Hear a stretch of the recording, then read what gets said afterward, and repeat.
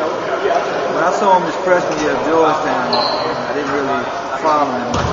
He had blew in the court off a break. 6'8", 6'9" dude had the angle. So Iverson went like this. I'm like, it always seemed like Iverson hit a second gear. And then when he exploded to the basket, I'm thinking he was going to show it and maybe reverse it.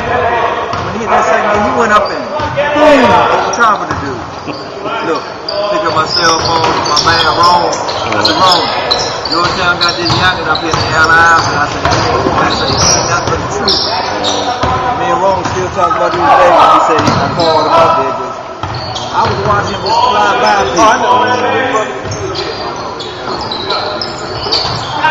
I saw Kurt Smith give Steve Cranston with Tina Mobley 64. You know Charles Smith was a Big East player. I try to tell people, y'all, I say, y'all talking, I say, the things on black people, I call it crabs in the barrel. Instead of us trying to help somebody get out, you know, because they do investigate, man. That stuff started years ago with Michael Ray Richards. So if they come to you and me and they say, well, how much to pray? Man, y'all don't fuck with him. You can get high off of instead of me saying, man, he nice, man. I say, he'd be a good addition to your team. You got too many haters. But I always tell them, okay, Lonzo Mourning and John Turner came out of Roosevelt. They were hanging with Ray Kravitz. Okay, John Turner ended up leaving Georgetown, but John Turner ended up playing with the Houston Rockets. But he ain't let one of those go get it. He went to talk to him, so that's hypocrisy. You ain't get rid of one, and one was hanging with a lot with Ray for the same way John Turner was. So that's the hypocrisy part I had with it. You know, you look at with one because he was, you know, a big man. But you know, Turner was like 6'7", 6'8". But that's the thing about kids to look at too. If you're a coach, if you're not having the same set of rules for the star, the number one player as the last player, then you're a hypocrite. You can't say the number one player can skirt the rules, come late. If you're telling the guy at the end of the bench, you scream to holler at him for something you let him get away.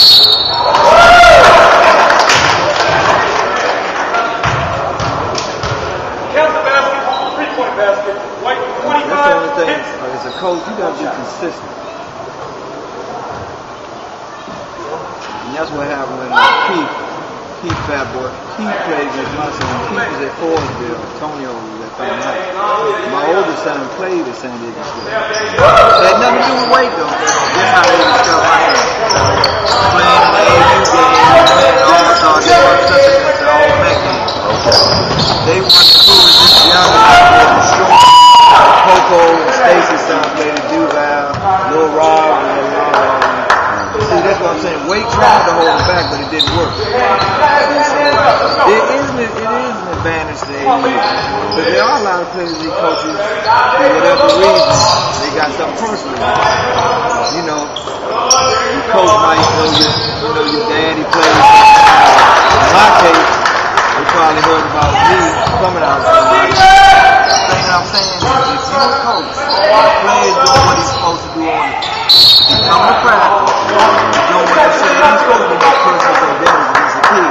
Because it's something you got family or anything else. And that's the problem I had said. But I always told Wake, I said, yeah, you thought you go in, but I said, yeah, he's at San Diego State, and where was Dion? And Dion, I like Dion. I know Dion Pop. Dion wasn't nowhere. You know what Dion told me? A year after that, he said, Antonio, he got good late. And I looked at him, I said, no, he didn't get good. He said, there's certain people looking him off. And I looked at Dion. Dion controlled the ball. Many times you see Antonio swing, and he boom, doing this. Wait, never said nothing. When I felt Antonio had heart was, I let dude just coach me, coach up Dunbar, and Smith, was one of the top point guards around here. There was a dude named Bootney Green, who was Division II player in Cheney State. Well, the dude Jeff asked me to Antonio. Antonio was 16 then. I told him he play, you know, but I told him Melvin Miller had real fast, had a hell of a crossover. Hey, two. So I told Tony, watch the crossover. Don't miss it. First play of the game, he did it. Mel came down, Antonio kind of went over here. I said, Tony, what did I just tell you? But after that, he shut him down. Stole from 3 times in the game. Went by him, going by Kurt and Mel. This is why I said about Mel. The dudes in the stands were saying, young and get out on you, Mel. You know what Mel Miller said? Young and get play well. John said. You know, that's what a real ball player would acknowledge. Play, they're not going to try to dismiss it. You know, but that's what I told him. When Tony was up in my height, we was no lie.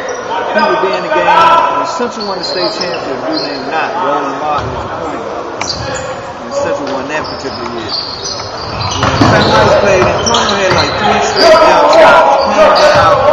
After he hit 3 shots, he gets smart and he blew to the hole. You know how everybody came to him. He whipped the ball to the dude who was wide open. The dude missed the leg. He put Antonio out. So I'm sitting on the side.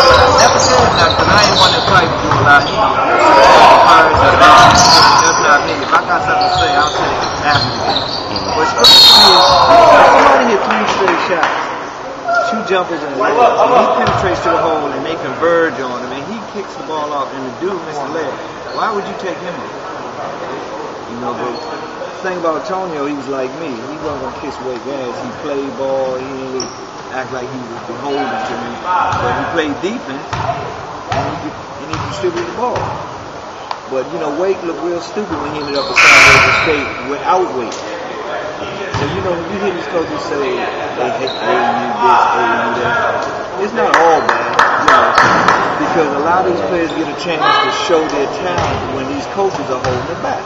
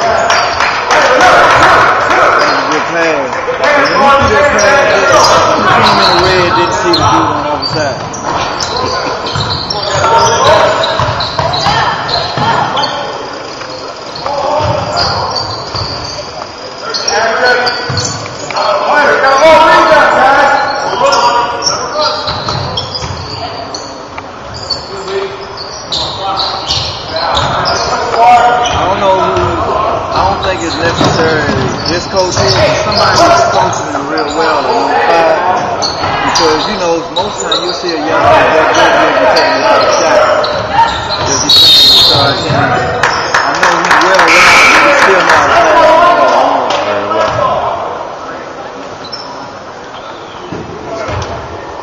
He was at the Gwen Park game. This dude from Morgan State was sitting up here, and that's when Durgan and except by Gwen Park, but he came back. Passing the first half, he had scored for the second half, and he ended up with like 34. And I told him, I said, the dude Morgan State, I said, how many players can you score on your team that you're not aware when you see him on the floor? You pretty much already know who's pretty much a leading scorer. That's the dude who's taking all the shots. But Dirk had that type of game too, but he would let the game stand up.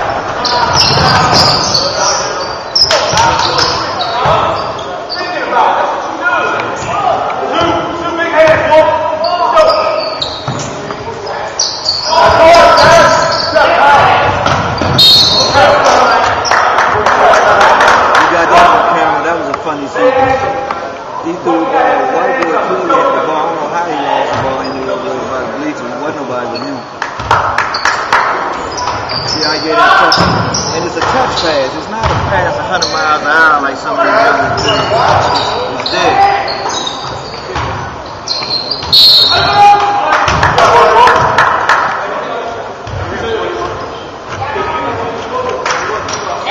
When Danny Hayes was talking about early in the season, Rondo, I said, he had to be out his goddamn. He get rid of Rondo, he the dumb.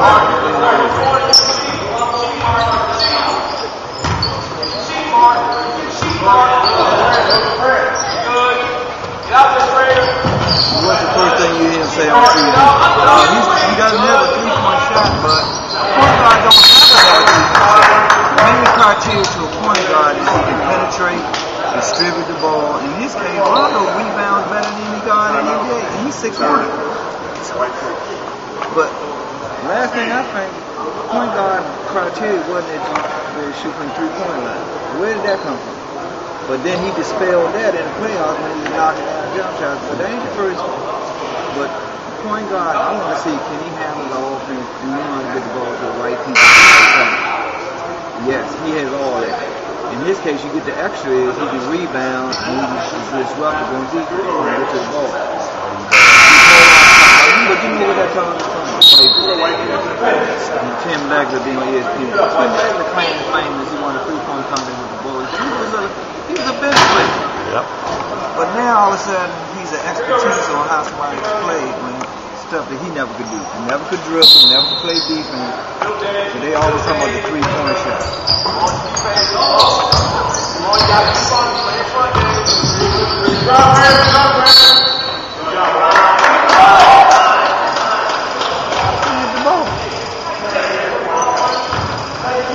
So when he dribbled and the dude hit the ball and he saw the ball, but he really think he was dribbling.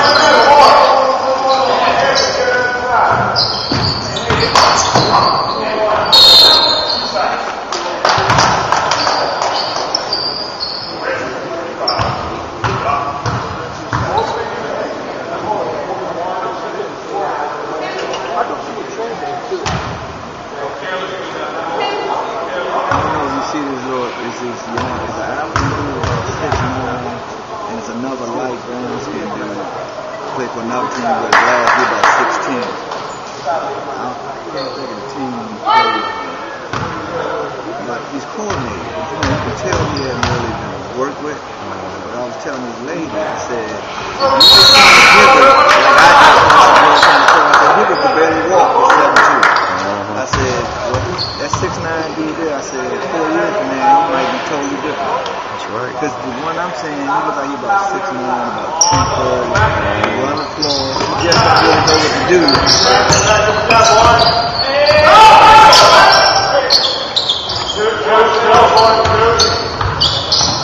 Stop and pop.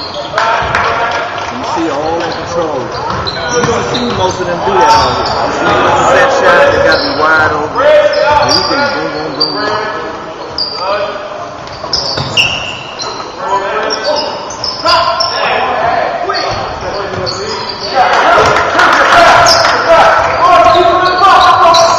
They don't understand that in the NBA, guys get their shot off. A little quick move, and when they back up, you know when to take it. Quick release. They teach you that in Illinois school, never third class court.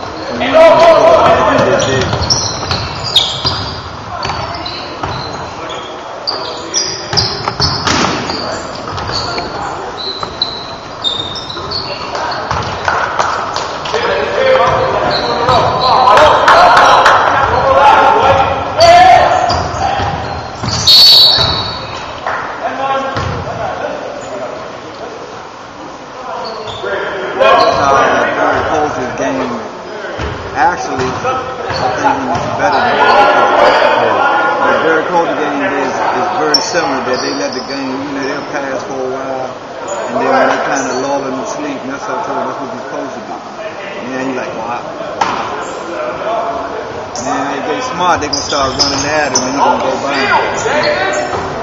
That's 2 he hit. So how many he got to hit to make somebody come out here?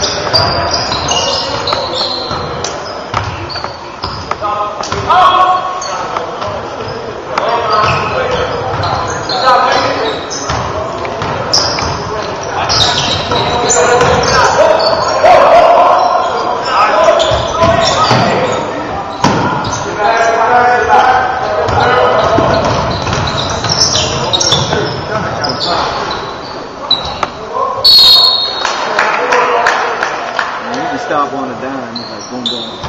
You don't have to gather his feet to look at it. And that's what a lot of them do. He's throwing the ball in the wing, they got to look at their feet, and they shoot a set shot.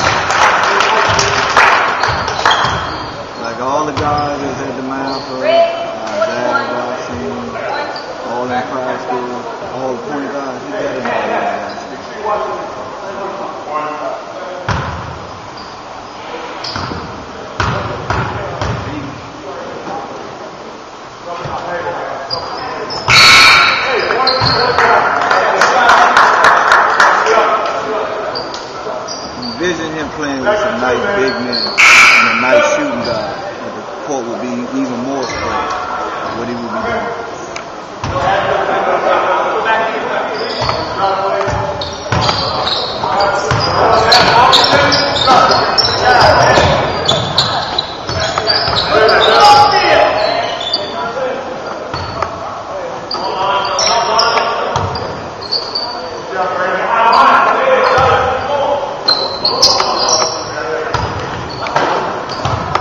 He could have gave the big man a bounce pass when he had it over here.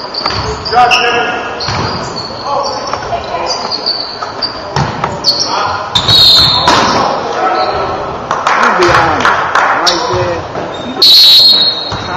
you know, he took the ball, and it's not like he didn't run out with the ball. He looked, and he put it down at the same time.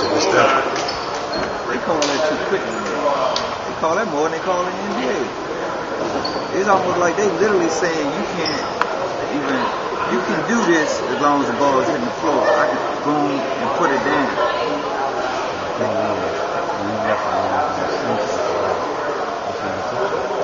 You're right. You know, that might Calvin Murphy, that's back. Wait for you. Calvin Murphy, Pete Maravich, and Rick Mount came out. Murphy averaged 38 a game at the University of Niagara. Rick Mount averaged 35 at Purdue. Pete Maravich averaged 34 at LSU. The Niagara coach had to send tapes to the NCAA because they kept calling Calvin Murphy was 5'9", like he's quick. And they would call him like to say walk. They wasn't listening. They assumed the way he was blown by people. I guess they say you got to be running, but he wasn't. He was just that quick.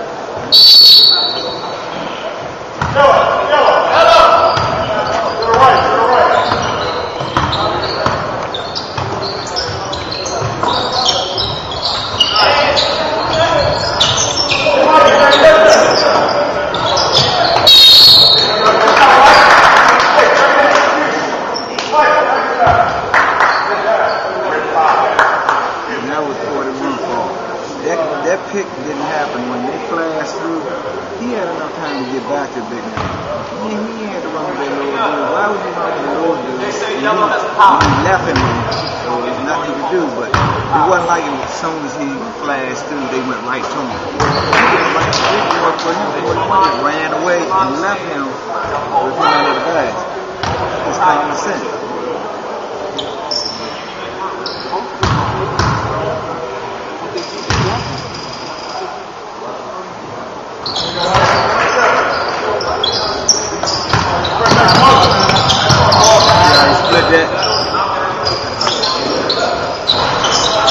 Most of these young people try to force their way down the baseline because they can't change direction.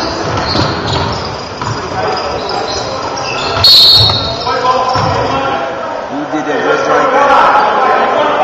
And the splitting was in there. We always throw it in my grandfather's boy, because I told him Muggsy Bogues, I told him he's short now. Boykins is 5'5", and I say I don't really think he's 5'5", 137 pounds. I say he's been in the league 10 years. I said, we know he ain't overpound anybody. He's quick, he's fast, and he knows when to get a shot. The first time I saw him, when he dropped 42 on North Carolina. You know how they always play the smaller seed in the NCAA? He was light, you know, on the mic, they was talking about, what's this little guy? Where's he from? They kill me when they think that you go to small school. When that happens, Stephen Curry dropped 36 on Maryland. And that's who got his name. He dropped 42 quick.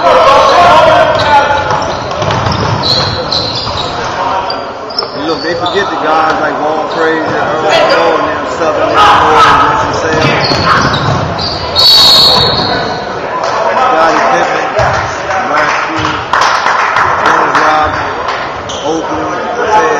That's a myth that you got to be a North Carolina dude. No, that's not true.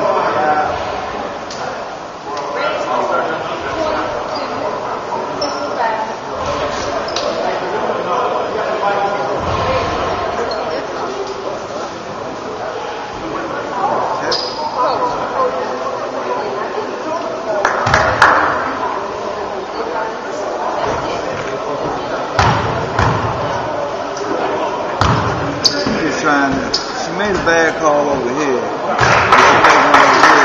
That wasn't no play. He just clumsy and awkward when he went up.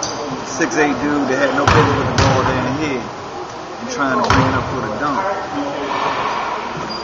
First of all, at that height, if he's dunking, he's supposed to be over the rim going like this, not struggling to get the ball up over the rim. You gotta be every bit of 6. Okay, from here, you gotta be around 6'8", at least.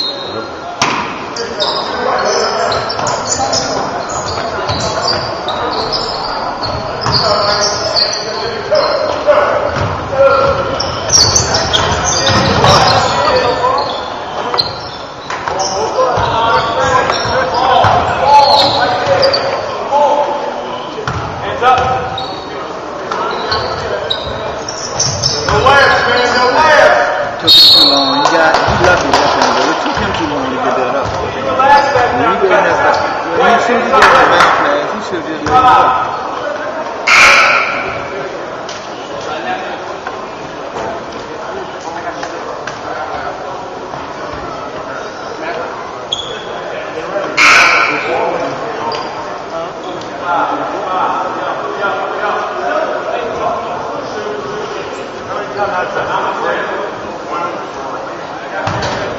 Watch out, White.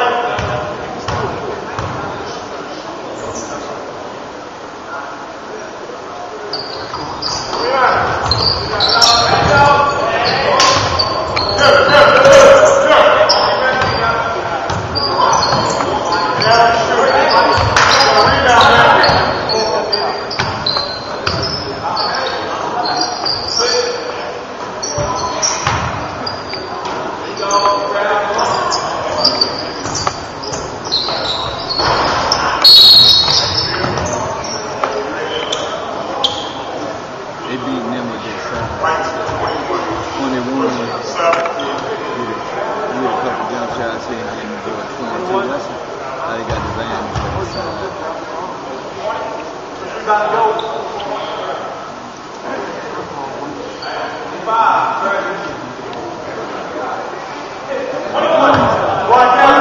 Second time I seen the article last year, this year about how he got cut from the national 18 number last year. And this year, but he want to know why? Because Mike Jones had it for 4 years before they do it. One offensive move. Now, much as you probably seen the man play, what do I do other than dunking? Nothing. How do you have a kid for 4 years and teach him no jump hook, pivot move, you know what I'm saying? Little basic, jump hook, little shot. He's had it for 4 years. You know, because you're 6'8", and you might get 2 7, and you getting away with that now. But you don't know, at the next level, you don't get the because you just another 6'8" dude. You know?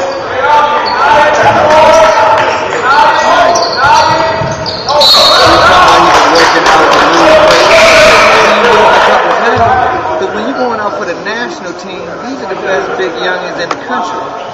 So you don't even want to get 6'8", 6'9", that can run the floor, shoot, do everything. You just 6'8", all you can do is dunk. But I think it's the same on the coach. He tried to stockpile his team, but he don't actually teach them anything. Another way to start Branson. He going to Syracuse, he'll never be able to again. I lost all respect for him when he 75 to 25 years before last year by New Jersey. I was on TV when they went up New Jersey and got beat. Come on, man. You can lose. If you're supposed to be big bad, you line for Anya, 6'8", Grant, 6'8". You got Robinson going to Pittsburgh. Your dog would be 75 to 25. That's not embarrassing. Yes. And Grant had 6 turnovers in the first half. This year he only averaged for 12 points. So I said, what is Syracuse? Y'all just got scholarships for giveaway? You know, they're going to be in the ACC now, this year coming up. But what is he going to do at 6'8" when he's soft as cotton? Derek played with him. Derek coached him. Florida. He said the same thing. He said up Florida. He said he started getting physical with him. He like, disappeared.